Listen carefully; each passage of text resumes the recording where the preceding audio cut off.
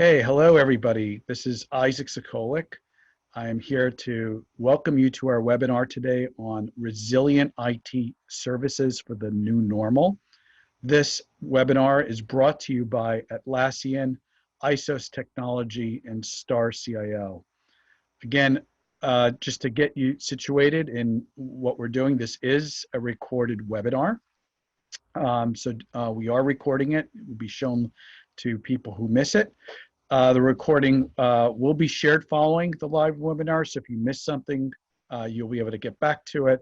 We will be taking questions throughout the webinar, so if you have something, please scroll to the bottom, type your question in. I'll be looking at it every couple of questions or so to see how we go about answering them. We're going to cover 7 or 8 different topics today, so I'm sure you're going to have questions to ask us as we're going through the material.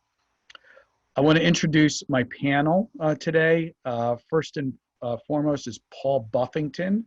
Paul is the Principal Solutions Engineer at Atlassian. Hello, Paul. Good day to you. Welcome. It's good to be here. And also joining point today is Thad West. He is the CEO of ISOS Technology. Say hello, everybody. Good afternoon, good morning, wherever you are on the planet. There we are.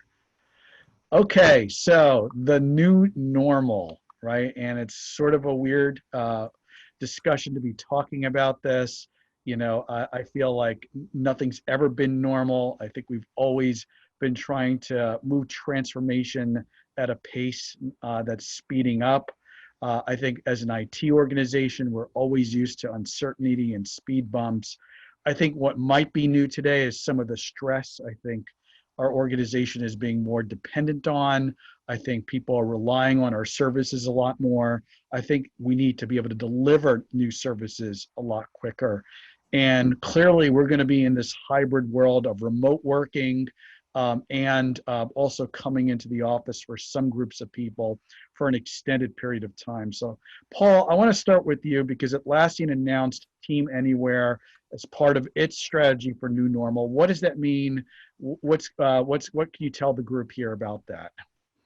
Yeah, glad to talk about it. I think my 5 years of being at Atlassian, I've always just loved the innovation and the team focus. And we've always looked for ways of working with remote teams. And a portion, like Trello, when they came on board, was remote. But when COVID hit, several days after, when it was the decision we were going to go remote, I mean, we made the pivot very quickly. And in that, it's the other thing is our team keeps a really close eye on how folks are doing in this and how we're working together. They realize that there's a great opportunity to give employees the option that if they want to work remote, there's some that were in larger cities that have moved and just moved to areas where they want to be while they're waiting, you know, to out the COVID aspect, but still doing their jobs. And so we announced that Atlassian will no longer require workers to go back to an office. However, if there are those that love being in the office, that's one of my things. I travel around. I'm a remote employee, but I love being there and visiting. If you want to work the other way around, or you want to be in the office, or you want to work, split your time. And I think we really appreciate about this. It's about the idea that it's the best fit for the employee that also benefits the company. Mike Kenbrooks talked about it. He said that we'll still offer physical locations, whether they'll look more like collaborative co-share workspaces with a larger amount of office space. The small offices, I mean, that's something we're still working through. But it's a fantastic thing. And we've actually seen some other companies heading down this path as well. So that's fantastic. Part of the new normal, making it comfortable, easy, lower stress for employees to work where they are. Thad, what are you seeing? What's the first thing that comes to your mind when you think about the new normal? Yeah, you know, I think Paul touched on it, which is, you know, the transformation that Atlassian is going through. I think a lot of organizations are rethinking that, where organizations used to be able to support some sort of remote are now thinking, hey, what does it mean if we want to be 80, 90, 100% remote? How do we support our organizations, right? And then you turn that back around, and what does that mean to the IT organization? It's a whole different set of challenges, right? Which is, how do we get hardware out there to support people? How do we have them have a great experience working from home? It has a whole set of new challenges that that are going to face IT this year, next year, and going forward. Yeah, you know, it really makes me think about how IT has to respond. And I just, you know, I read this great quote from McKinsey that I have to share with everyone.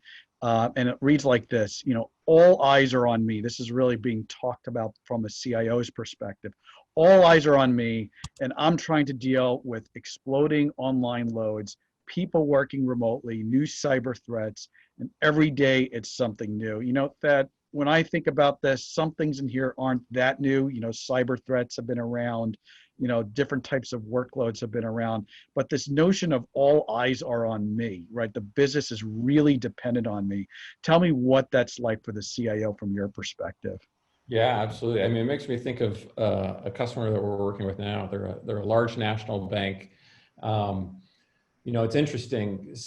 12 months ago, pre-COVID, the thought of them adopting any sort of cloud, even public cloud options, much less going to Atlassian's cloud, were far removed from the conversation deck. Those conversations are happening today and interest in how do we leverage public cloud? How do we leverage vendor-built clouds like Atlassian's clouds, right? And from that CIO perspective, it's really about quick to build service mentality. How do we be responsive? We can't have, we can't react to business needs and tell them, hey, it's going to take us 3 to 4 months to spin up hardware in our data center, right? We really want to focus on our core business problem solving. And how do we scale quickly and really focus in on solving our business problems and have this service, the software as a service, really help enable us to do that.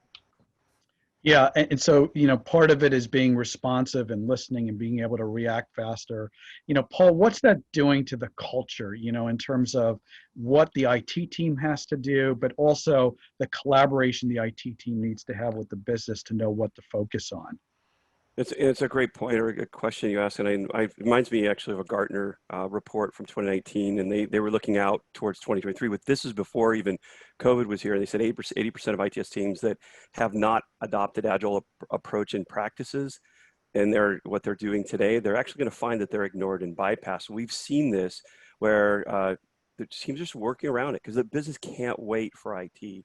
And so that's, we used to call it shadow IT, but I think it's now, how do I get these services into my teams that I was once dependent upon IT? And the fantastic thing we've seen at Atlassian, especially getting with our cloud, what Thad is talking about resonates, the growth of the Atlassian cloud, because we're about collaboration, Jira's about tracking work, being able to unlock that and empower teams that I don't have to everything be the central admin that come back through, I think has been a fantastic thing. But those Agile practices, they come first even before the technology. And that's the influence of software teams, I think, has been a very positive thing.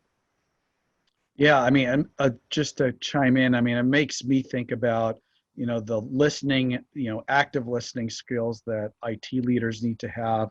A lot of us are not in the office. What employees need and what customers needs have changed so much. And you can't really sit and wait for direction, right? You can't expect, a hierarchy of information to come back and tell you what to do. You need to be sitting, listening to what the organization needs, reaching out to different parts of your organization, having those conversations about what do they need, where can IT provide value, what types of problems are they having. And, Agile is a big part of that, being able to be responsive and being able to uh, reset your priorities, reset what customers need. But it's also more than Agile. It's also getting into service management and operational management in terms of how the entire IT organization is responding. So I also found this really great quote from Forbes about some study that I think is worth sharing with everybody here around that. 76% of IT leaders consider it very important or extremely important to be able to use converged ITOM and ITSM to prioritize tickets based on impact, understand their cause, and understand how to resolve them, right? So we're not able to run IT as separate silos anymore, right? Too much of what we have to do to run fast requires Agile and DevOps and operational management and service management to come together and say, what do we have to change on a quarterly basis for us to be able to be responsive to employees and customers? Paul, what does this make you think of? Well, ITOM and ITSM, obviously they're two separate, viewpoints of different capabilities within IT, and we see a blending here. I think part of this is a shift from, I'm focused on different projects, that there's a service or a product that I deliver. How do I get that alignment? And we, by adding Opsgenie, we've already observed this where it might be coming into a DevOps team, or it could be the NOC that's evolving to be embedded with these different lines and value streams of work in the organization. So this convergence of those, I mean, there's definitely different practices in there. One's more, forward facing into the organization, but ITOM is much deeper in understanding and that infrastructure, those services are running properly. But those practices are starting to cross lines to where we see them one and the same in many ways. And that, what do you think? Yeah, my mind was kind of going towards, survive and thrive in the face of any challenges, right? It's kind of one of those things pre-COVID, we do things like we do our BCDR plans and we, execute those and try them out. But, most of the time, no organization really had to execute those. What we saw with COVID was, wow, business can change and disrupt and overnight, right? We have to rethink how we're delivering and doing our services. So, I think that sits in the back of a lot of people's minds. And, how do I keep that pace of change in the organization? When business changes overnight, when the organization changes, when IT needs change overnight, do we have that nimbleness built in? Can we do that and react as an organization? And, what are our processes? What are our tools supporting that? Yeah. Isaac, it brings up one other thought on that, and that is what we've also seen. OKRs were probably more with Google and some of the others. I am finding them across the board in different organizations because they want to get that strategic understanding across all teams, that alignment. I think that's been phenomenal. I was talking to a infrastructure team working, and they knew what their alignment of what their goals were for this upcoming quarter, and tracking that work. And with that said, they're just really resonated. We've seen that trend that they've gone mainstream, and it allows the executives, teams to work with those across the organization doing the work. And I think there's a lot more buy-in in the culture saying, I know why we're doing this or why we pivoted. And I think that's really valuable. Paul, I think that's a great thing to bring up. You think about the communication lines that could exist when you were in the office that now need to be rethought, whether it's, how you're communicating, what tools you're using, what types of KPIs and metrics that you're using. And so, we're going to talk the rest of this webinar around opportunities for IT. Where can IT make a difference in this era of new normal? I want everybody listening to think about a question to ask us. We're going to be taking your questions around these different opportunities, but just falling in line around communications and what departments probably need the most help. And I think about HR, right? So much of what we're doing is, am I safe to come into the office? If I need help, what should I do? How do we operate in a way that ensures the reliability of what we're doing and the safety of what we're doing? Thad, what do you think about when we talk about communications and what the IT organization needs to do to help HR around that? Yeah, absolutely. For organizations that were really dependent on people being in the office, it was HR is going to put a poster up in the break room and everybody's going to read it, right? Well, that strategy doesn't work anymore. So really, there's this whole comms aspect, right? And it's more about, it's not even just posting a message, but it's actually confirmation that messages were received and read and understood and presented with a dialogue and an opportunity to discuss those messages and bring out any sort of concern. So you have this whole comms broadcast, but also confirmation of message problem that HR is facing. And then also, how do people interact with HR generally, right? It used to be a department, you'd begrudgingly go to that floor or walk over to their building and go talk to them, right? Well, how do you interact with HR now? And if you need, maybe you need something special at home to help support you in your efforts, some accommodation needs, what's your avenues to do that, right? So I think about those things. I think about, well, that's a perfect place for service management, enterprise service management. We talk about bringing that same sort of discipline into the HR department. And when you think about doing that, it's like, okay, well, what are our tools that we have to leverage to do that? What does the organization know and understand, and bring that whole tool set to bear within HR? I love that, because we went from the poster in the lunchroom to the intranet where we broadcasted a ton of stuff. is highly irrelevant, lots of information to go through, and you're not describing a situation where IT can partner with HR and say, let's make this personalized, let's make this specific to the types of problems employees are facing, let's make it specific to the new normal. So Paul, what are you seeing there? Where is HR needs some help that IT with the right tools can step up and help them? Yeah, it's one thing that we've observed that deploying the Atlassian products for IT, for ITSM, we see HR right there oftentimes because they can quickly stand up a service desk where they, in the past, they've always been behind the scenes and maybe integrated. Now there's a connection point with the employees across the organization. And now in this time of COVID becomes even more important. A lot of the examples I've seen in customers, but I'm learning from the way that Atlassian's done just a phenomenal job.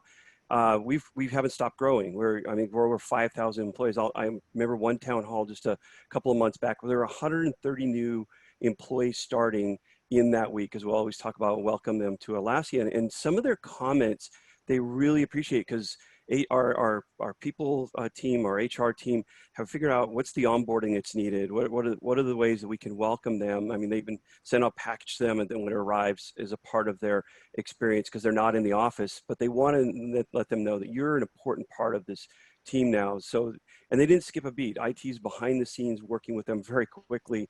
They've written some great internal blogs on that. And so I think it's just been fantastic that this integrated experience between IT and HR is so critical to the business. Yeah, Paul, I'm seeing a question here about getting to more examples about helping HR. And so I think of a bunch of things. I think about being able to return to the office. That's a very localized situation. Should I come in today is something that people should really know at the tip of their tongue. Certain people have, special needs, whether it's medical needs, whether it's type of work needs. So being able to ask the right questions and get an answer back to you very quickly, sort of that app mindset, right? That we've all, that mobile sort of app mindset that I should be able to put in some very basic information and get some information out about from behind it. There's also another question here. What metrics do you see these boundary teams like HR using to measure performance before standard time to response and time to resolve SLA? Thad, what are you saying here in terms of just being able to help HR around performance measures? Yeah, no, I love that because I love metrics, and metrics driven is what every organization should think about. I think the ones that are mentioned there are absolutely critical to any service team. They should track those. So I don't know if it's just the phrasing of the question, but I wouldn't discount those. I would say those are part of the story. But I'd also say, when you're dealing with an organization that deals with people, you look at customer satisfaction scores. A lot of organizations run that is NPS, and they even have employee NPS, eNPS as internal metric. So I would be surveying your people on a regular basis, whether it's on ticket resolution or some regular survey. Are you getting the service level you expect? And then I would hammer home hard on those time to resolve SLAs and really set some organizational standards, even for, hey, if I put in a request to HR, I know as an employee, I'm going to get a response within the same day. And I know that, hey, this kind of request is going to come back to me in 2 days. That takes out a lot of that frustration. So I think those are still very, very valuable, but I definitely look at customer satisfaction scores. Go ahead, Paul. Yeah, one other one I'd add to that, I've seen, we do a pulse survey internally. It seems like it was every month now lately there, because everyone's remote. They want to know, some people are geared to remote, others aren't. And they're coupling that with, okay, we understand where the health and overall the organization is, but what's the demand on different things for ways of collaborating, new tools? We've seen new tools come in because we want to unlock, the better collaboration online. So I think that's what that is saying is right on to being able to measure that. And then also understanding what's the overall feeling of the organization, how you're doing working with your colleagues in that. There's a kind of a meshing of an employee experience type metric that comes when you put those together. Yeah, Paul, we're going to talk about employee experience in a little bit, but I want to use this as a bridge to talk about customer experience and digital transformation in general. I've heard different versions of, what organizations should or should not be doing with their digital transformation programs. Should it be accelerated because, experiences are different and customer needs are different? Should it be slowed down because we don't really know what's coming next? So I'm interested, Paul, what are you hearing that IT folks have to really take away around this notion of digital transformation during a period of the new normal and uncertainty? As I've been meeting with different IT directors, we were CIO just a couple of weeks ago. I hear the term business agility because the technology needs have to shift. So to be able to do that, and one of the customers talked about, most of the time I hear your I&O teams that are involved with the product teams that are shipping services or capability, but their frontline teams that, in this case, this customer was taking tickets in that were coming from their vendors that are using services. That service desk team is empowered on the work intake to understand what they need to do, whether to start up another project, put it in a backlog, and they do a retro, I believe it was every 30 days. That frontline team that was more about shuffling tickets now becomes a critical component in understanding the trends that are there that they could possibly surface up. We haven't always seen that on the front line. They're doing a continual improvement look at the work that's being done. So I think but that business agility, to hear that in IT is just refreshing because that aligns well with what's going on in the software world. Yeah, I mean, Paul, that's just music to my ears. When I talk and write about digital transformation, it's always from an agile mindset and a culture. And I'm not just talking about following Scrum methodologies. I'm talking about, are you using it to listen to what your employees and what your customers are saying and adjusting your priorities? Are you thinking about what minimal viable looks like? Are you able to pivot when something really big comes? Thad, what does that mean in terms of the types of initiatives that we should be taking on during the next 3 to 18 months as we just don't know what's going to come next? Yeah, absolutely. It's funny, pre-COVID, we were talking, this was top of mind for organizations, digital transformation. COVID hit, people are thinking, okay, let's figure out Slack and Zoom or whatever, use that as the gateway to how we work now. But, I think as we look out to the next 3 to 18 months that you're talking about, it's exactly, how do we embrace that change again, right? Okay, we've adjusted to the new normal. Let's figure out the same concerns we had before are the same concerns we have today, but maybe they're even magnified and amplified, right? The alignment in large team of teams is hard. Everybody working together, everybody trying to accomplish the same goals. It's harder now that we're all dispersed. You look at how that's starting to impact budgets and plans for next year. I think that's a huge topic going on right now. I think it's something that's hard to ignore. It's gaining a lot of traction to get those teams in there. And when you look at IT and what IT role plays into that, IT is the feedback loop. It's the heartbeat of the organization. It's the heartbeat of your customer. So when you start talking about digital transformation at scale, IT has a huge role to play in that because they're going to close that feedback loop and let you know how we're progressing on this digital transformation. Yeah, then I think that's dead on. I think about, you go from digital transformation, what we're really talking about is agile and agile practices and mindsets and being able to do things. And then we going up one level higher and saying, are we focusing on the right things that we can execute quickly? And when I think about banking and the applications they had to build to support business loans, when I think about hospitals in terms of what they're broadcasting around, their COVID services and what their capacity is, government being able to respond to unemployment services and schools reopening. There's so many different opportunities to move up and figure out what customers really need in this environment. And I think about not just like, Jira software and the tools to run the backlogs. I'm thinking also about Jira Align and how we bring sort of a product and a customer mindset to that. So that we can bring that information and adjust what we're working on. But I also think about IT, and I think about how do we simplify IT.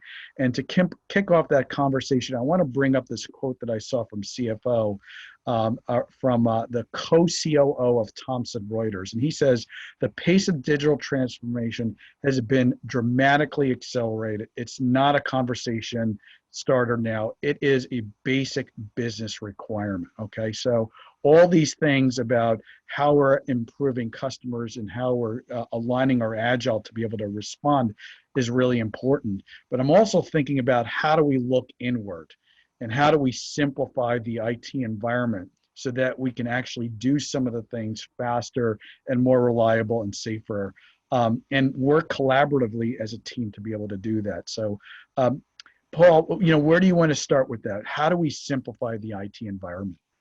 Yeah, two things come to mind with that. I mean, cloud enablement is a driver every organization we talk to, but then we dig to the next level. What are you doing first? One customer was sharing, they're allowing the marketing teams, sales teams to provision the systems that they need through self-service. We have an AWS integration through our service desk right now, and they were showing how they can come in, pick the system, there's an authorization, and that took the pressure off of that team to always go and build it or waste the resources. Oh, now we don't need anymore. That's self-serving. That is a small example, but we're seeing that over and over with different platforms. And I think the other one comes from another customer in the US. They're a global furniture manufacturer, innovative company, and they were going on their digital transformation journey. IT joined in, and part of that was, okay, now this is going to get a little uncomfortable. We're going to move some of the guardrails because they were looking at, can we get our compliance there and everything we need? And so they moved in that direction. And some of the guardrails that they have had so rigidly built in their older tools, they found that they can move at a faster pace. This higher velocity that we've really tapped into, cloud unlocks innovation. It's not, it's, the cost savings some would point to. I think it's more about that pace of innovation. Great. Just a reminder, everybody, please ask your questions during the webinar. We're going to try to answer them midstream. I do have a question here for Thad, and it really dovetails off of this notion of tools and cloud. What should IT be thinking about in terms of their own environment and the tools that they're using? Yeah, it's great. I don't want to repeat what Paul said, but cloud is definitely a huge part of that, public cloud, private cloud. But the other piece is, how many tools do you have that are doing roughly the same thing? So, tool consolidation, how complex is your tool chain? So we have a lot of clients that they have one set of tools in the dev organization, they have one set of tools in the IT organization, and it's almost becomes a turf war. But it's, the reality is, hey, if we're all on one platform and we can very easily push issues back and forth and very easily represent customer concerns and pull everybody into the conversation that needs to be in the conversation. And oh, by the way, have real visibility into the work being done. It's a really, really powerful experience. So I think a lot of organizations we see are looking at that complexity of their tool chain and just how to simplify that and get it down to a core set of tools that they can support for their organization to support that nimbleness that Paul's talking about, right? It's hard to be nimble if you're supporting 52 different tools out of your organization as well. Yeah, Thad, I think that's dead on. I mean, I think IT is actually built in layers, right? You go through one year, you find you have some problems, being responsive, you put a monitoring solution in there, and then you put a second monitoring solution in there, and then you realize, email isn't a good solution for handling tickets and incidents, and you put a tool in place around that. And then all of a sudden, digital transformation comes on board, you're investing in agility, you put another tool in there to handle the agile backlog. And so now, flash forward, we're year 20 of this internet generation where we're putting more tools and technologies in place. And we rarely get the time to go back and sit back and say, how do we be strategic about how we're collaborating? And that's so much important in the time of the new normal, where if we're going to go do something, we got to do it collectively, we got to do it as a group, and we need to be able to do it fast. So, Paul, I read this white paper from Forrester, the impact of Atlassian on ITSM, and there's some incredible numbers in here. 61% improvement in ticket handling, cost savings close to $1 million, being able to go to self-service and deflect tickets 20%, and a crazy ROI around this. Can we set some context on these numbers and how it was measured so that we can explain this to our group here? Yeah, I'll just spend just a few minutes on this here. We love working with Forrester, and their view, they see the convergence of enterprise service management, including ITSM and DevOps and agile ways of working. And so we have enterprise customers that have moved on to a platform of Jira and Confluence as their way of working. And so we commissioned them to go out and look at, here's some enterprise customers that have moved into Atlassian ecosystem for ITSM. And they have a great model to really analyze what is it, not only the implementation, but what's the benefits to the team. So I'll highlight a couple of things here. The 61% improvement in ticket handling. The problem was they were working on two different separate platforms, exactly what Thad was talking about. Software's over here, IT's over here, we throw things over the wall, maybe a basic integration. What they found for these customers across multiple industries that it surveyed, they found that that improvement was because of the handling of those tickets. Now that they're on one platform, when I put in the backlog, the updates coming back into my ticket via automation, it saved me a significant amount of time. So that's where that one comes from. And also, they also found that they found an improvement on SLAs for the overall, I think it was 85% improvement there. I want to jump down because there's the cost savings sometimes drives this because they want to reduce cost overall. There's a significant improvement there, but the ROI side of that goes beyond just that cost savings. If once you look into the report, you'll see that there's areas we looked at. What was the overall improved agent productivity? What was the infrastructure cost if they are on-prem, what reducing, or if they move to our cloud? That wasn't quite in this report when we were coming back to that. And then there were some unquantified benefits that we call out in there, that cross-team collaboration that it's been identified that we really in the cloud are moving to N-type collaboration where there's not tiers anymore, I think is the key. And so in the back end of this, when they looked at it, they said, what's the total cost of the software? What's the total cost to set this up? And then they came down with the end when they looked at all of this, the ROI was very significant across these customers. So take a look at the report there. I think it really gives you something to kind of quantify for the customers that have gone on this journey. Yeah, and maybe continue on. Let's bring this story back to the employee experience. We talked a little bit about surveying employees and understanding their satisfaction, but now let's say you're implementing service management, you're putting it in place. How do I translate that to improving the employee experience? What am I doing in these tools in terms of services, in terms of self-service, in terms of knowledge? What am I providing them so that the employees can actually get their work done and not feel the stress of their environment? So a knowledge-centric support is a reality that we've seen of how do I get empowered teams to be able to publish the right information is there. What Thad was talking about earlier, the poster in the break room has become the Confluence page for HR, for other teams. So that way I can come in, I can review it, but it becomes interactive. If I have a question, some of the policies that are published within Atlassian, we're an open company. I really appreciate that. I can come in, ask a question, I can watch other questions. So that's a new way of interacting to share that knowledge, whether it's HR or other parts of the organization. And then two recent acquisitions that we've added to the Atlassian portfolio, super excited. Help being one, because we know that sometimes it's email, sometimes it's a portal, but it's chat. We're in a chat-centric society today.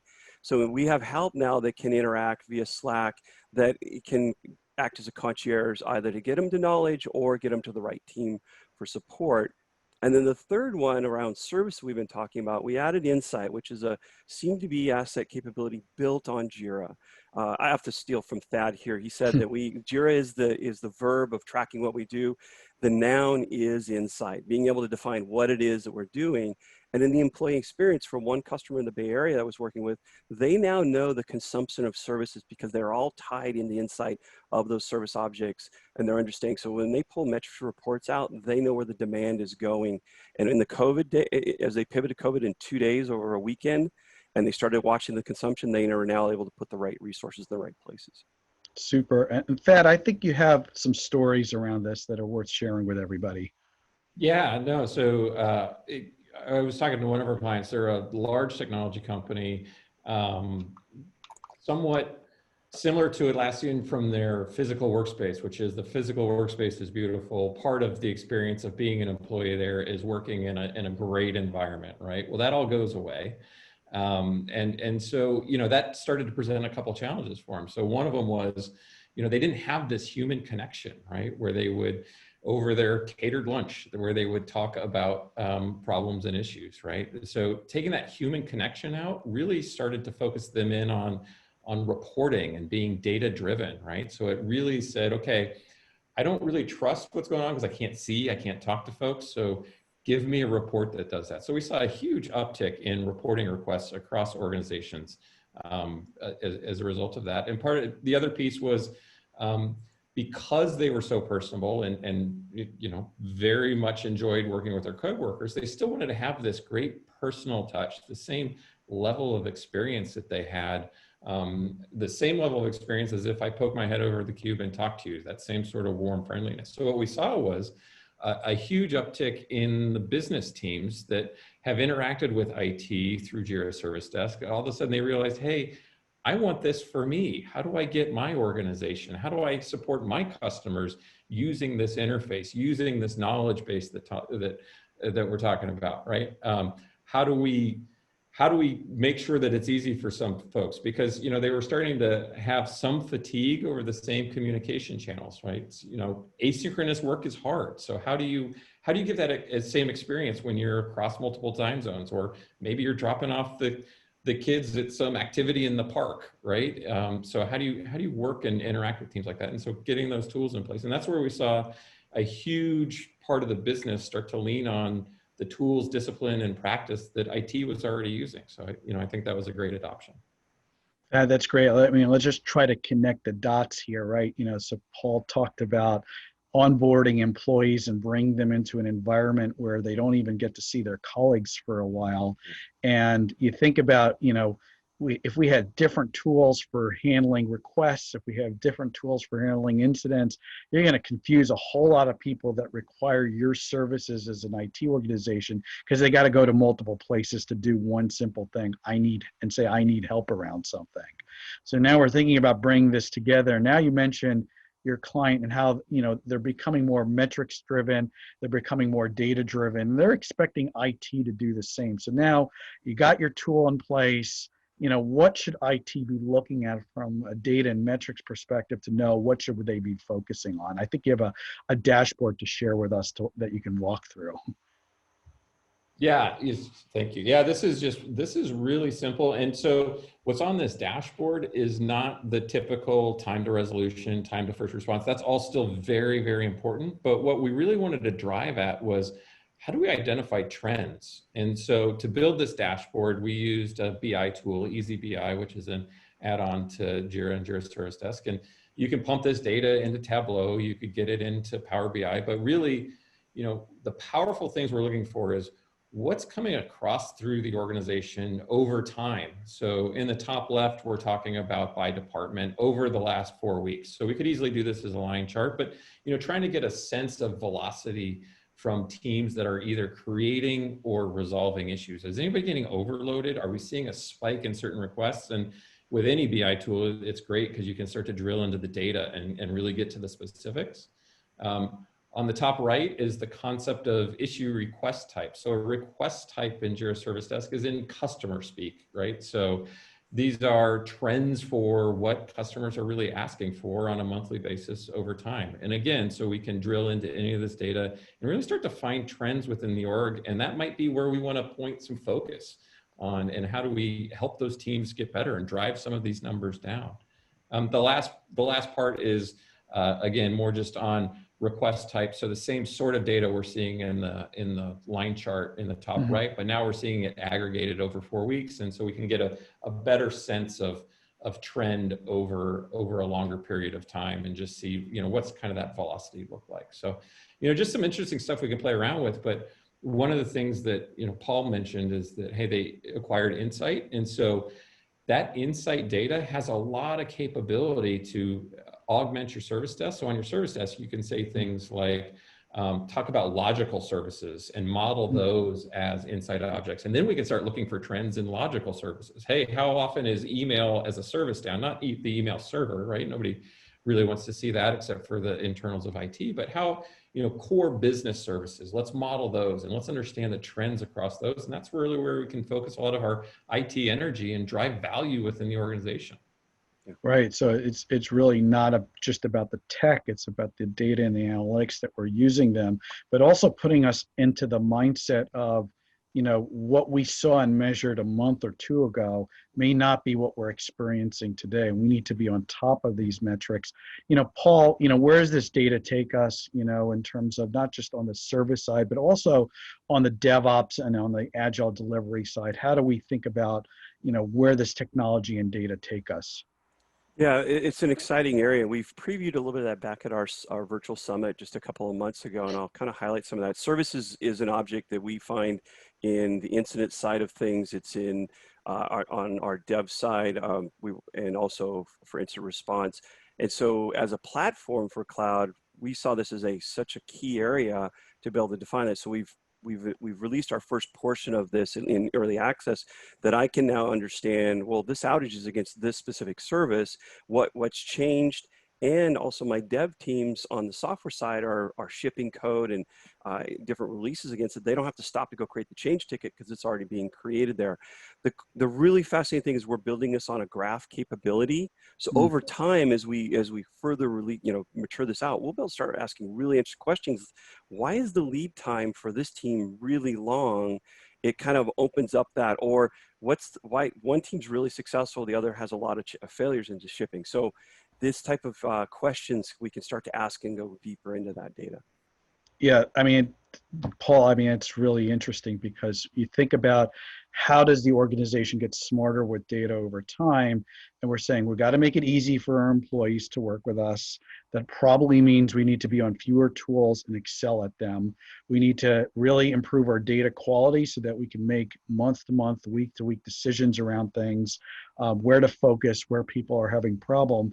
And where this is going to go downstream is we're going to start capturing really clean metrics and really highly relational data to make very strategic decisions over where we need to focus on. And so much of what transformation and so much about IT resiliency is about being able to listen to what the voice of customer, voice of employee is telling you, and adjust your priorities and adjust your strategy to them. So just a reminder, everybody, that we're coming up toward the end of our webinar. Please get your last minute questions in here. We'd love to be able to answer them.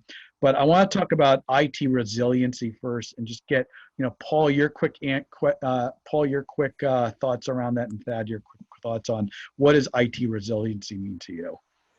Two things that come to mind. Investing in the culture of the organization and practices. ITIL 4 has a lot to say about it, but where do I need to invest to empower those teams to grow and mature those practices? That transforms the culture.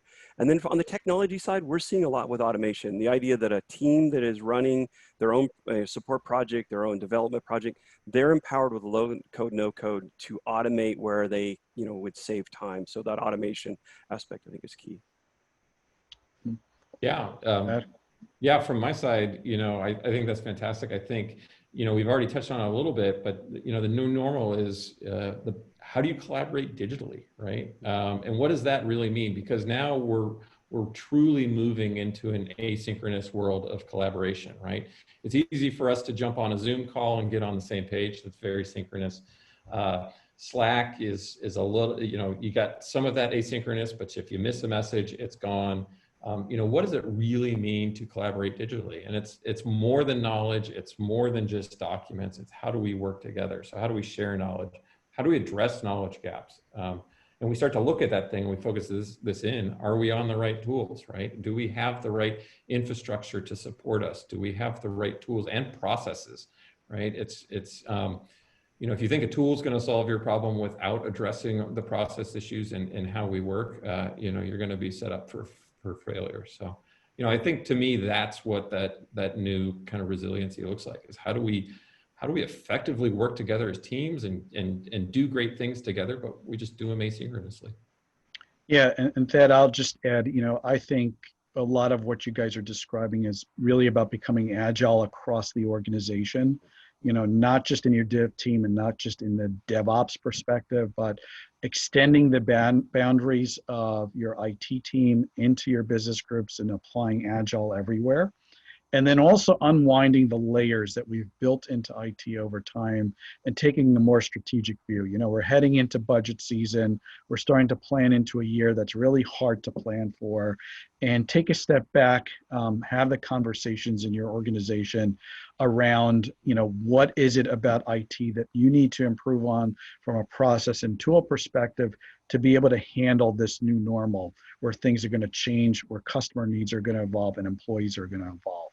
So, I just want to leave you with some, just a few points of summary. Again, please put in your last minute questions.